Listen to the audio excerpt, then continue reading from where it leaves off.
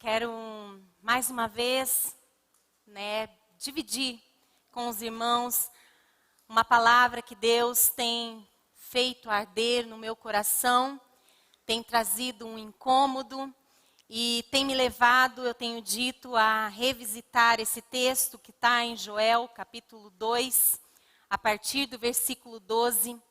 E ela é uma palavra que traz e fala sobre a necessidade de um avivamento urgente, pessoal e intransferível. E eu creio que Deus vai falar mais uma vez conosco nessa noite, nessa final de tarde.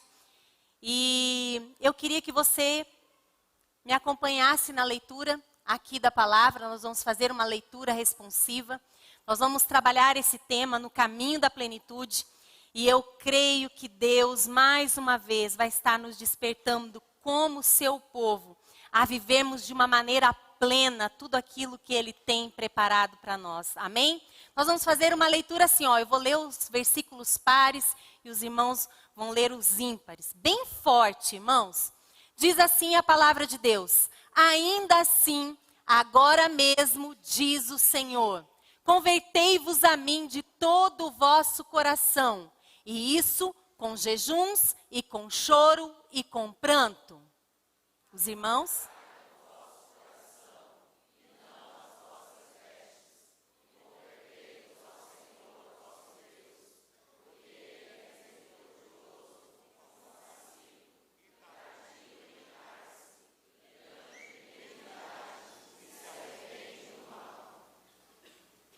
Quem sabe se não se voltará e se arrependerá e deixará após si uma bênção em oferta de alimentos e libação para o Senhor vosso Deus?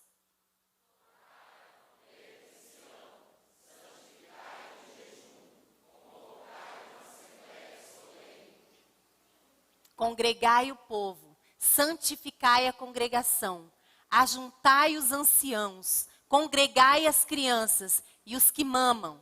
Saia o noivo da sua recâmara e a noiva do seu aposento.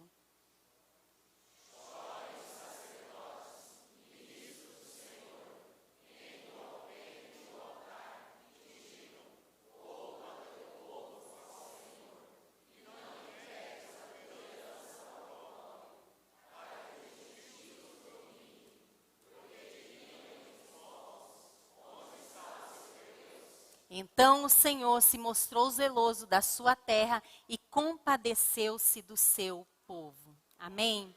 Essa é uma palavra que tem ardido, como eu tenho falado para vocês no meu coração. Eu quero compartilhar com vocês nessa noite. Aparentemente, Joel era profeta em Judá, no Reino do Sul. E a profecia de Joel salientava que as calamidades que aconteciam ali eram juízos de Deus ao povo. E então, Joel exorta o povo para que se volte de todo o coração a Deus. Eles estavam vivendo um momento de muita crise mesmo. Para os irmãos terem noção, não havia recursos nem para que os sacrifícios fossem feitos na casa do Senhor. De tamanha que era a crise. O povo havia se afastado de Deus.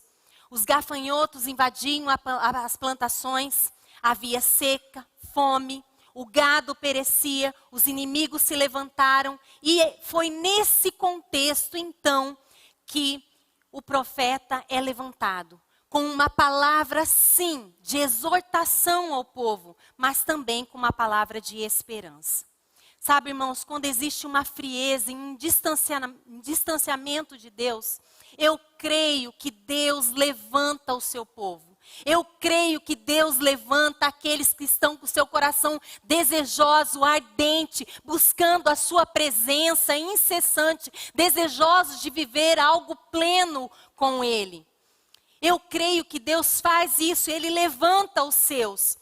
Aqueles que desejam estabelecer também a sua palavra.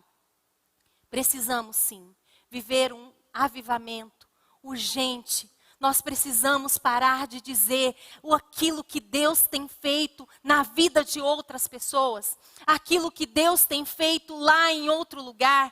Nós precisamos começar a contar e a dizer aquilo que Deus tem feito na nossa própria vida, aquilo que Deus tem feito na nossa família, aquilo que Deus tem feito nos nossos PGMs, aquilo que Deus tem feito aos arredores aonde nós estamos inseridos. Nós precisamos buscar ardentemente isso, uma volta ao Senhor. Nós estamos vivendo um momento muito difícil, onde tem sido colocado em xeque, tem sido colocado à prova todos os conceitos, aqueles conceitos que para nós eram absolutos, têm sido fragilizados.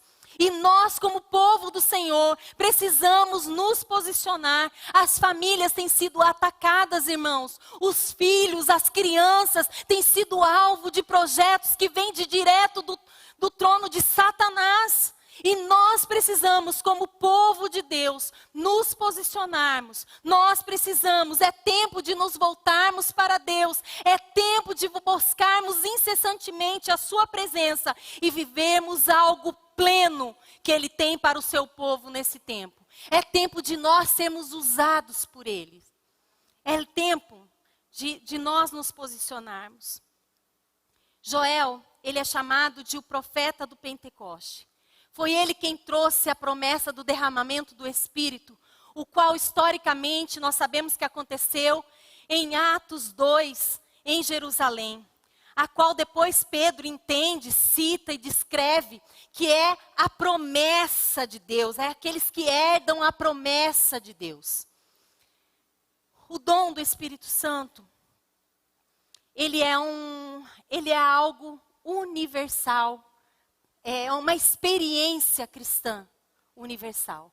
Por que é universal? Porque ele é uma experiência cristã inicial. Todos aqueles que recebem, têm um encontro com Jesus, que convidam Jesus para entrar e morar nas suas vidas. Aqueles que falam, olha, Senhor Jesus, o Senhor é meu Senhor e Salvador. Esses recebem o selo da promessa. Por isso que todos os cristãos, aqueles que já passaram por isso, eles têm essa marca, esse selo.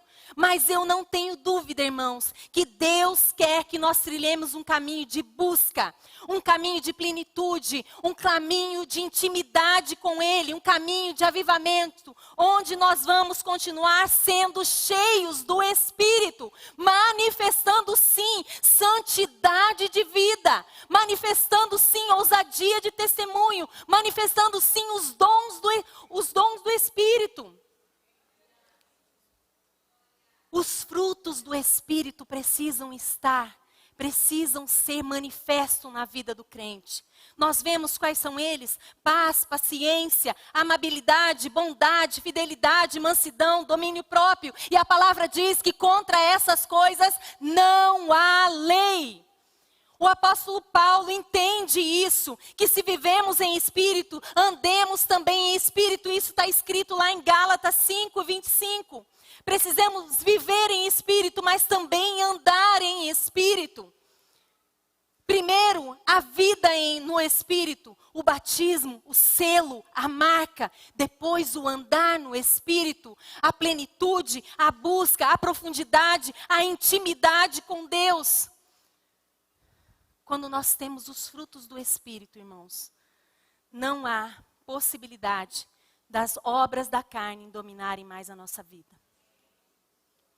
Quando falamos em plenitude do Espírito, estamos reconhecendo que é preciso apropriar-se contínua e crescentemente desse dom. Eu não preciso fazer a pergunta, eu possuo o Espírito? Se você possui Jesus, se você convidou Jesus para morar na sua vida, você precisa só fazer a pergunta: o Espírito Santo me possui? Ele tem o controle, Ele tem o governo pleno da minha vida? Esse deveria ser o nosso entendimento. Quando nós olhamos no Novo Testamento, nós vamos vendo que parecia uma característica normal dos crentes ali da primeira igreja. Parecia algo que era natural daqueles irmãos o estarem cheios do Espírito. Quando a gente olha em Atos 6:3, os primeiros diáconos foram escolhidos homens de boa reputação, cheios do Espírito Santo. Em Atos 6:8, Estevão é descrito como um homem cheio do poder de Deus. Em Atos 11:24, Barnabé, um homem cheio do Espírito. Em Atos 13:52, os recém-convertidos de Antioquia transbordavam do Espírito Santo. Irmãos, quando a gente olha a palavra de Deus, nós temos uma clareza de que estar cheio da presença de Deus, do Espírito de Deus, era uma característica normal daqueles cristãos.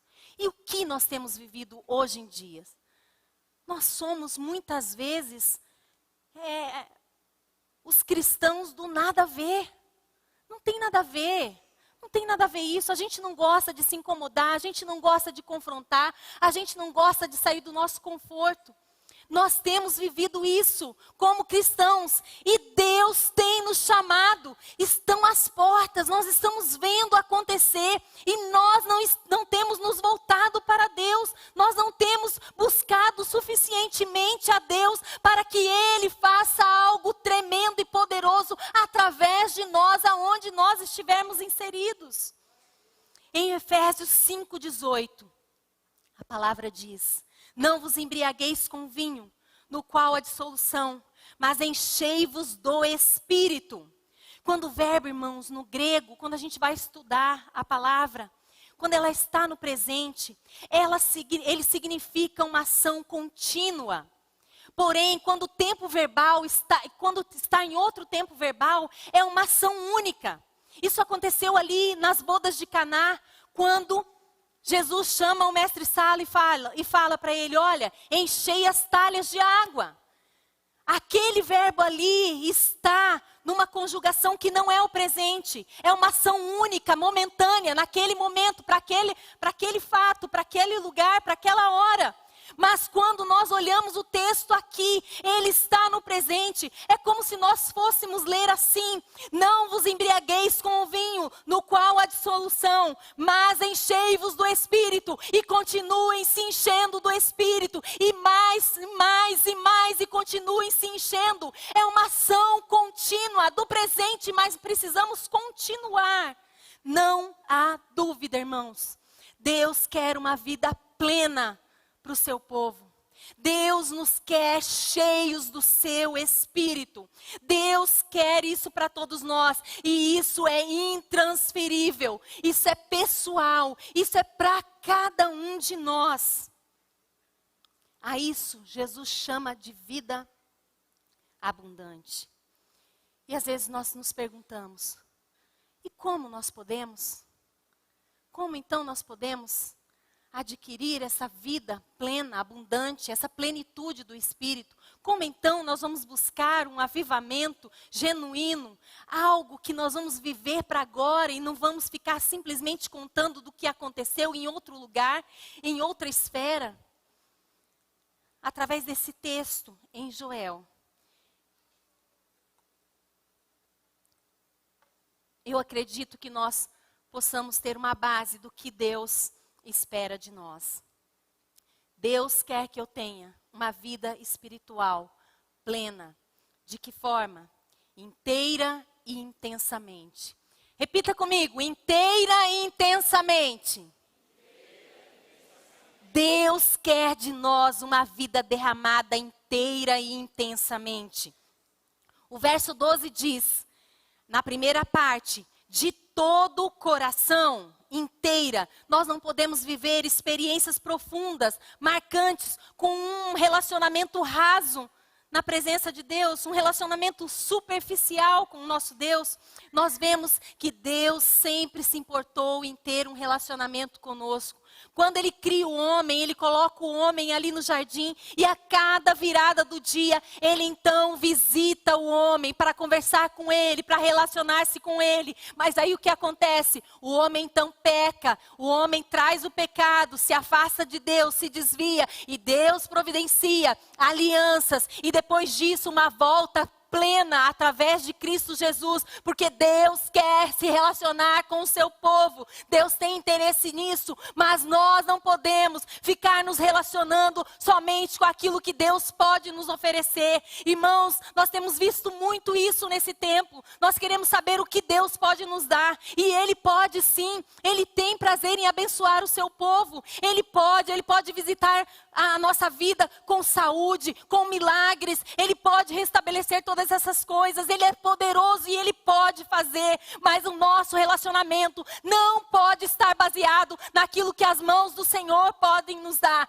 Um relacionamento profundo com Deus é um relacionamento que traz uma mudança de vida, de rota, que traz uma transformação de pensamento, de tudo aquilo que nós nos posicionamos. Então nós precisamos fazer uma volta profunda para Deus. Nós precisamos entender que quando o velho homem, quando aquilo que não agrada a Deus morre, então a vida de Deus nasce. Quando nós que rejeitamos os nossos desejos, os nossos pensamentos, então aquilo que é a vontade de Deus, o desejo de Deus e os pensamentos de Deus são estabelecidos em nós. Nós precisamos estar inteiros. Quem aceita metade é o nosso inimigo. Ele nos aceita pela metade. Se a gente quiser estar pela metade, para Ele está tudo bem. Porque daí nós já não estamos mais. Mas o nosso Senhor, Ele não divide a sua glória com ninguém.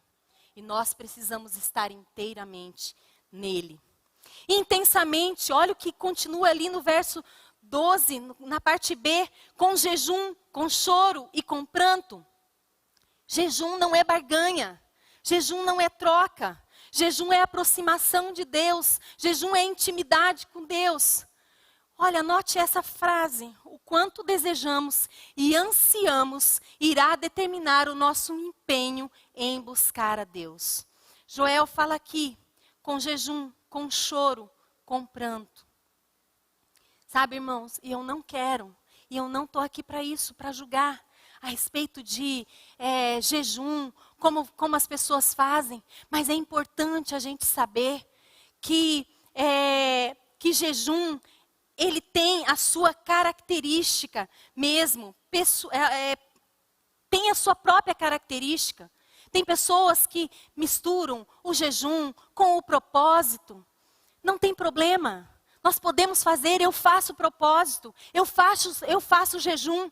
O que nós precisamos entender é que estas ações precisam nos aproximar de Deus. Se elas não estão nos aproximando de Deus, de nada vale. Jejum, quando nós olhamos lá em hebraico, é tissum, cobrir, fechar a boca. Em grego também, nesteia, abster-se de comida. Então jejum é quando nós fechamos, paramos de comer, de nos alimentar com aquilo que é para o nosso corpo e começamos a nos alimentar com aquilo que é de Deus para nós. Por isso estabeleceu-se o jejum. Agora, quando esse jejum, quando o propósito que nós fazemos não nos aproxima de Deus, de nada está valendo, irmãos. Não adianta, nós fazemos, estamos perdendo o nosso tempo. E todas as vezes que nós nos aproximamos verdadeiramente de Deus, não há como nós permanecermos como nós estamos. Certamente nós vamos chorar. Certamente nós vamos prantear. Porque todas as vezes que nós nos aproximamos de Deus, quando nós somos expostos à luz da sua palavra, então nosso real estado é revelado. E não há como nós não chorarmos, nós não prantearmos. Sabe por quê? Porque daí, ali, nós somos capazes de discernir como nós estamos. E aquilo que ofende a Deus, que está na nossa vida, é alvo de mudança para nós. Não tem como nós nos aproximarmos de Deus e nos mantermos da mesma maneira. Nós precisamos, irmãos, inteira e intensamente. Segundo, Deus nos quer que nós tenhamos essa vida plena. Deus nos quer nesse caminho de plenitude. Deus quer avivamento para o seu povo. Como? Conhecendo e sendo conhecido por Deus. Vamos repetir? Conhecendo Amém. Conhecedores de Deus. O verso 13 diz: Ele é misericordioso e compassivo, e tardio em irar-se, e grande em benignidade, e se arrepende do mal. O profeta está aqui falando, lembrando o povo naquele momento de calamidade, quem Deus é. O profeta está dizendo, olha, nós temos um Deus misericordioso, compassivo, tardio em irar-se.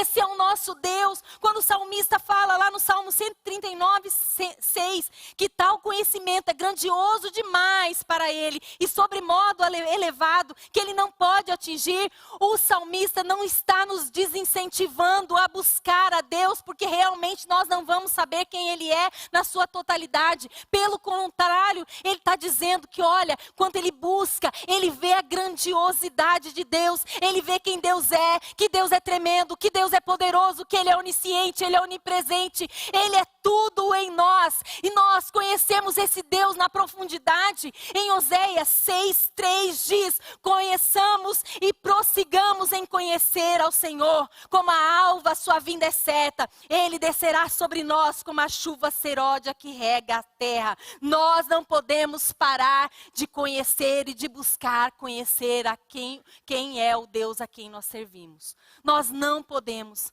A palavra de Deus diz, buscar-me-eis e me achareis quando me buscardes de todo o vosso coração. A nossa busca a Deus nunca é frustrada, irmãos. Deus se deixa encontrar por nós. E por que então nós estamos inertes, parados? Por que então nós não temos como seu povo buscado incessantemente a sua presença, nos derramado nela? Deus se deixa encontrar, é a sua palavra que diz, Deus se deixa conhecer. Conhecidos por Deus. O verso 13 diz, rasgai o vosso coração e não as vossas vestes. Era costume do povo, quando estava enlutado, ou quando queria manifestar contrição, eles rasgavam as suas roupas, vestiam-se de saco, passavam cinza sobre a cabeça. Mas o que o profeta está dizendo aqui? Que isso virou um ritual daquele povo. Eles faziam aquilo e aquilo não expressava mais aquilo que estava no coração.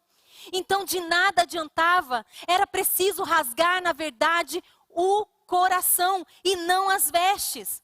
Deus está se importando com o nosso coração. É com o nosso coração que Deus está se importando, irmãos.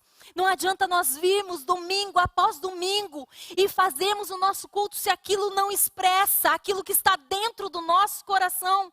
Não, Deus não está interessado em buscando os nossos rituais. Mas deixa eu te dizer, é claro que nós estamos aqui e eu mesmo sou daquelas que gosto de expressar, gosto de levantar a mão, gosto de cantar, gosto de expressar com o corpo, adorar a Deus, mas se isso não está refletindo aquilo que está dentro de nós, não passa de um ritual. Quando o profeta vai à casa de Davi para ungir o rei, e ele chega lá, e ele então vê Eliabe. E ele pensa que seria aquele o rei a quem ele deveria ungir. Mas Deus fala para ele, não atentes para a sua aparência, nem para a sua altura, porque o rejeitei, porque o Senhor não vê como o homem vê. O homem vê o exterior, porém o Senhor vê o coração. Precisamos rasgar o nosso coração, porque é Ele que Deus está vendo. É o nosso coração que Deus está interessado. Sabe, irmãos? E quando nós olhamos para essa palavra, nós ficamos assim extasiados. Porque Deus, Ele é onisciente. Ele conhece todas as coisas, Ele conhece a profundeza da nossa alma, das intenções, aquilo que vai no nosso coração. Ele esquadrinha, Ele sonda, Ele conhece tudo. Quando nós estamos nos escondendo, nós não estamos nos escondendo dEle, porque Ele tudo sabe. O salmista já disse que antes da palavra chegar à boca, Ele já conhece tudo, todas as coisas. Quando nós nos fechamos, quando nós não nos fazemos conhecer, quando nós não rasgamos o nosso coração, simplesmente o que estamos fazendo é impedir a ação curadora, saradora, restauradora de Deus em nós. Conhecer a Deus é saber que Deus é todas essas coisas. É Deus poderoso, assentado em seu alto, sublime trono. Mas também, como diz em Jeremias 23, 23, Ele também é Deus de perto, é Deus que se importa, é paizinho querido. Ele é esse Deus. E sermos conhecidos por Deus é saber que mesmo Ele sabendo todas as coisas, Ele deseja que nós rasguemos o nosso coração. Sim. Deus quer que nós tenhamos essa vida espiritual. De que forma? Preparados e prontos. Vamos repetir? Preparados e prontos. Preparados e prontos. Se nós queremos viver o extraordinário de Deus, se nós queremos viver tranquilamente, irmãos, a gente não precisa dar um passo sequer. A gente pode continuar como estamos. Mas se nós queremos viver o extraordinário de Deus, nós não podemos viver nessa dimensão como se nada fosse acontecer. O sentimento de preparação deveria ser algo comum na vida do crente. Porque nós somos a noiva que está esperando o noivo. Quando nós vemos ali a parábola das virgens, nós vemos o quê? Que haviam aquelas que eram insensatas, que não estavam preparadas. E nós temos nos preparado, nós temos vivido a nossa vida como se nós estivéssemos preparados a todo momento, a qualquer instante. Todas as vezes. Por que o profeta diz, tocai a trombeta? Porque todas as vezes que a trombeta era tocada, era um sinal de alerta para o povo. Eles podiam se preparar, porque talvez um inimigo estivesse chegando e eles precisariam lutar. Então, eles precisavam, ao som da trombeta, eles estremeciam. A gente vê isso lá em Amós, a palavra diz, em Amós 3:6, tocar-se-á a trombeta na cidade sem que o povo estremeça? Não tem como tocar a trombeta sem o povo estremecer. O problema é que a gente não estremece mais, irmãos. As trombetas estão soando, gritando, estão aí a todo vapor. Nós temos visto o que tem acontecido, mas nós estamos vivendo como se nada tivesse acontecendo. Nós não estamos estremecendo como o Senhor, como povo de Deus, preparado, santificado para o uso do Senhor, pronto, disponível imediatamente. Quando nós vemos o apelo aqui, que a missionária Vânia fez, irmãos, não é só isso, são tantas outras coisas, são tantas outras urgências que nós temos conhecido, que nós temos visto. A missão que nos foi dada, nós precisamos estar pronto imediatamente para cumprir a missão. Quando lá em Mateus 28, do 18 a 20, nós vemos a missão do crente, mas nós nem queremos olhar para ela. Como diz a frase, talvez nós somos impostores, irmãos. Misericórdia por isso. Porque se nós não somos impostores, o Espírito Santo que está em nós vai se mover em nós, vai nos constranger para que nós possamos mudar de postura, para que nós possamos mudar a nossa vida, para que nós sejamos canal de bênção na vida de outras pessoas, para que nós sejamos instrumento de mudança daquilo aonde nós estamos inseridos. Paulo usou uma linguagem, lá em 2 Timóteo 2, que diz, assim pois, se alguém a si mesmo se purificar desses erros, será utensílio para honra, santificado e útil ao seu possuidor. Quem é seu possuidor? Quem é o nosso possuidor, irmãos? Nós temos sido úteis ao nosso possuidor? Quando nós olhamos essa palavra, preparar, ela nas suas variações, ela acontece mais de 50 vezes no Antigo Testamento. Sempre para se referir sobre coisas preparadas para colocar no templo ou usadas no tabernáculo. Se Deus se importava minuciosamente com estas coisas, estarem preparadas e purificadas, quanto mais nós, o seu povo, não deve estar santificado, purificado, livre mesmo, buscando intimidade, tirando aquilo que desagrada a Deus da nossa vida e nos colocando inteiramente. E aí a gente pode pensar que essas coisas são para algumas pessoas, não é verdade? Porque muitas vezes a gente quer e olha a palavra de Deus e a gente quer selecionar coisas que a gente diga, olha, isso é sim para mim, isso não é, isso ou aquilo outro. Quando nós vemos essa palavra, nós temos o entendimento que quem deve estar preparado e pronto, quem deve fazer esse caminho somos todos nós somos convocados. O verso 16 diz, congregai o povo, os anciões, os filhinhos, os que mamam, os noivos, chorem os sacerdotes, ministros do Senhor, poupa o teu povo.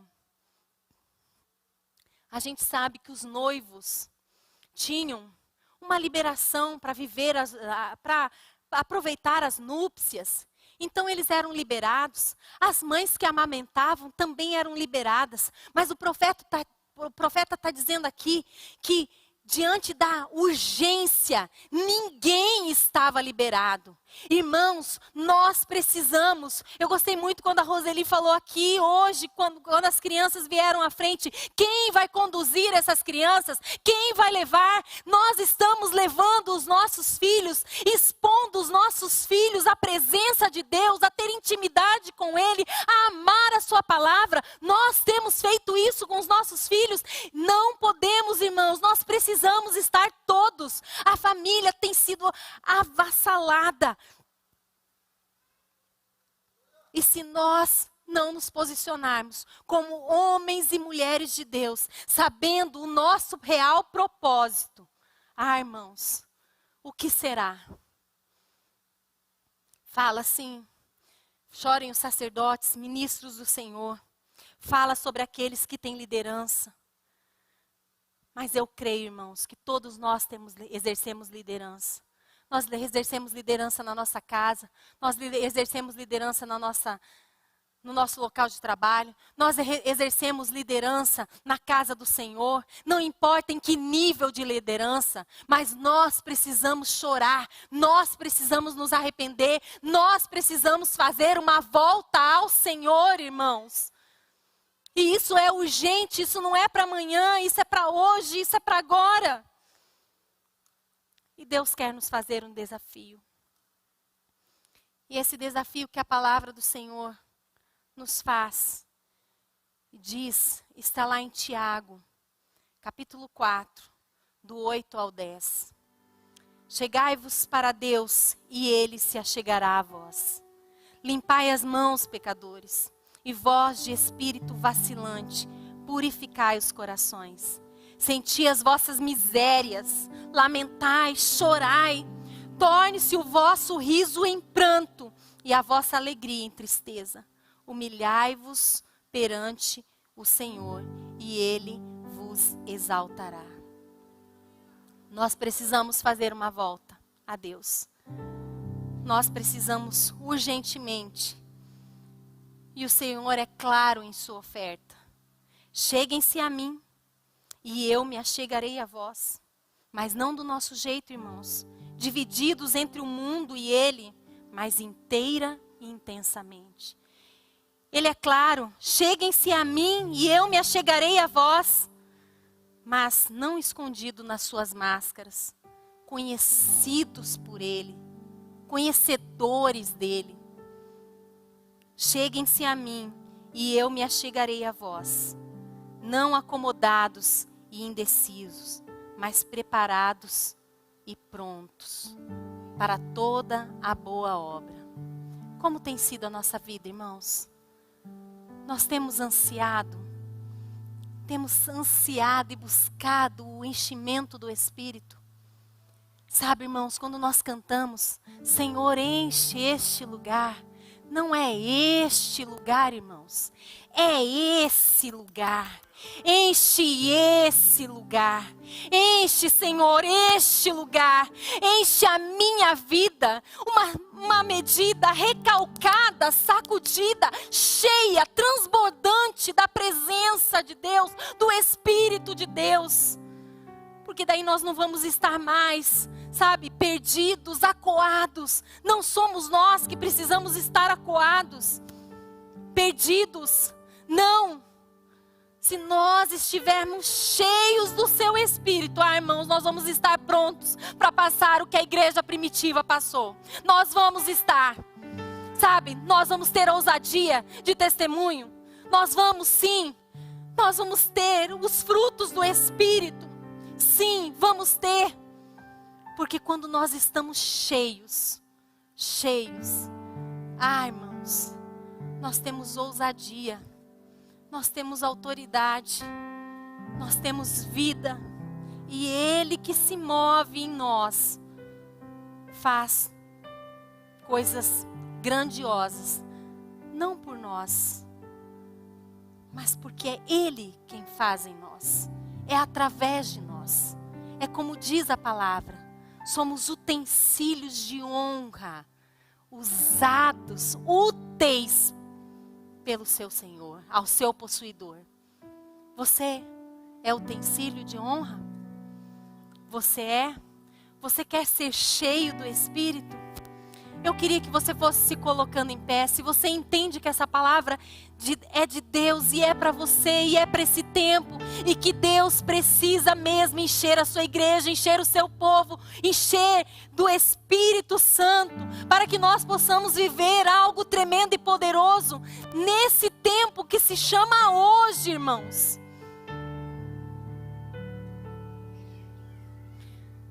Nós vamos adorar agora. E eu queria que você conversasse com Deus. Como tem sido? Fala, Senhor, eu estou assim, tenho estado com frieza espiritual. Ah, Senhor, eu quero me empenhar, eu quero buscar a Tua presença. Irmãos, tudo pode nos faltar. O que não pode nos faltar é a presença do Senhor em nós. Porque tribulações, irmãos, nós vamos viver. Sim, nós vamos viver tribulações. Deus não nos fez isentos de sofrimento, não. Mas quando nós estamos cheios, então nós temos a vida plena e abundante que Ele prometeu aos seus. Independente da situação e da circunstância que cada um de nós possa estar vivenciando. E é isso que Deus deseja e quer para o seu povo. Amém.